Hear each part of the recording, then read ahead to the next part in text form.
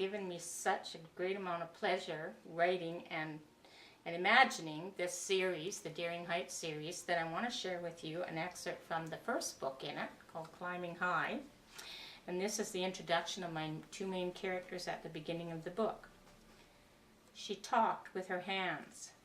Jake Ingalls caught the graceful sweep of her arm in his peripheral vision, then, drawn by that action, turned his head to watch the ballet of her fingers. The 2 men and 3 women seated around the table all broke into laughter, gaiety lighting their faces.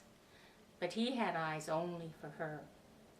He lounged at a table made tipsy by the cobblestone floor of an outdoor cafe, enjoying an espresso and reading the sports section of Global Mail on his mobile phone.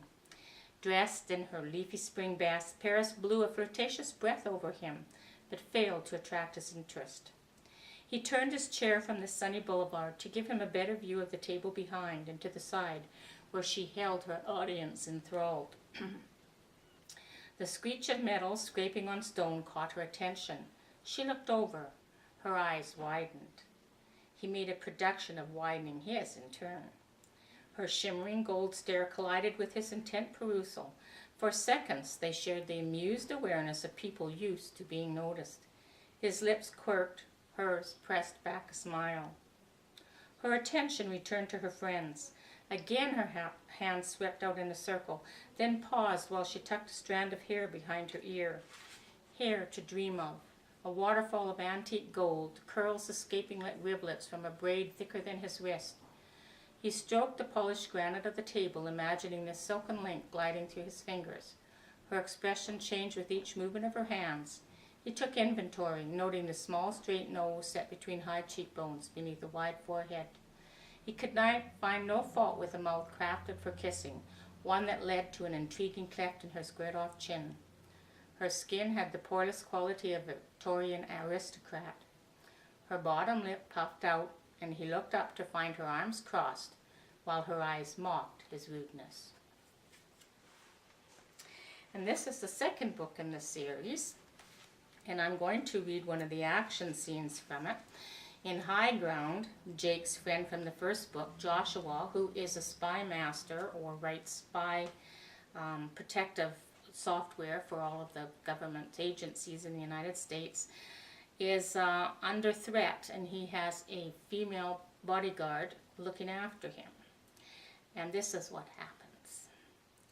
He followed her instructions and stayed just inside the door while she took in the street below. It looked dark and quiet. Leaving ahead of most of the guests meant no innocent bystanders milling about. She looked back and called him, as if she'd been held up inside, fell into steps just ahead of him, her body shielding the greater part of his. He knew she didn't like stairs. She'd explained they gave a sniper a perfect headshot. She moved down them quickly, always directly in front of him. His driver stood by the door to the limo. They'd almost reached the bottom when light flashed in the window across the street. "Drop!" she shouted. Tackling Josh, she drove him to the ground, her body covering his. Bullets spit chunks of cement into the air around them. She rolled them down the last steps. The limo driver gave a raw cry and fell to the pavement. The blood spilling from his throat stopped pumping as his next breath never came. His eyes widened, then went blank. Belly crawled to the limo. With her hovering over him, bullets still seeking a target around him, he followed her orders, crabbing the few yards to the passenger door. She reached up and swung it open. "Go in, stay on the floor. I'm coming up over you." Josh hit the control for the power seat and slid it all the way back. He took a long look at his dead driver before he curled himself onto the floor. A bullet dug into the leather paneling on the door, another cracked the window. His instinct to shield her fought with reason. If he wanted her safely free of this, only his cooperation with her expertise would make it happen. He felt Kat climbing over him, her knees and elbows digging into his side. She slid into the driver's seat, made what he would have considered an impossible maneuver, curled over the steering wheel and floored the gas pedal. "Stay down." Her hand settled on the top of his head and pressed his face into the seat. The passenger door flared wide, slamming shut when she took the corner. He recalled her briefing his driver to leave the car idling every time he exited. Now he knew why. Despite her instructions, he levered himself into the passenger seat, belted himself in, and looked behind them. "We're being followed," he informed her.